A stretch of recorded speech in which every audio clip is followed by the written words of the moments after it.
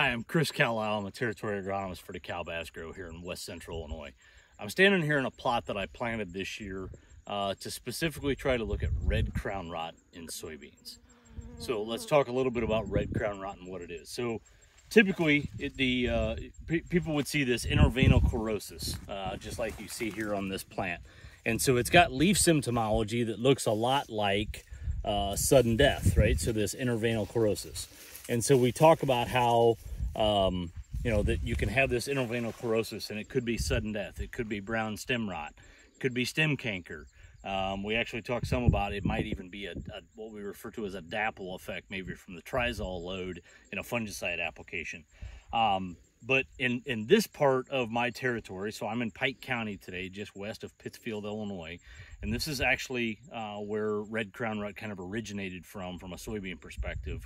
About, I think it was roughly around 6 years ago or so that we actually started to discover the disease. So the same disease actually infects peanuts as well. So we're actually able to do some cross-referencing of what do we know in peanuts and what can we apply in soybeans.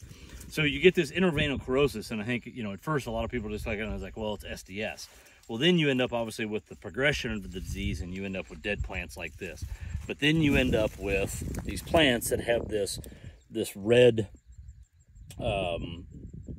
reddish tinge to them around the base of the plant, and you can see it even on these ones that aren't quite as fully developed yet. And these aren't even some of the more dramatic pictures that you can actually see the infection on. So it ends up, again, kind of prematurely killing the plant, and then you suffer dramatic yield losses. And some of these guys, like the guy that I'm standing here in his fields today, I mean, he's talked about how he's had fields that have only averaged about 30 bushel beans the last couple of years because the disease has been so severe. So what have we got going on here? So this trial, and I've got a couple of these locations this year, but I've actually got 54 different entries in this trial.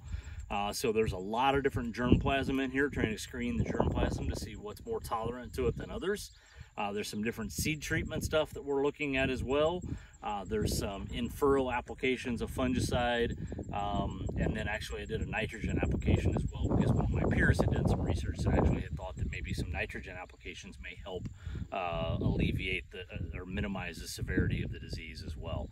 So a lot more yet to come. Luckily so far it's predominantly been a Western Illinois disease, although we have discovered it in other parts of the state east of here, but it's not very widespread yet. And hopefully we can kind of keep it that way because again, the disease can be pretty impactful for those that do have it.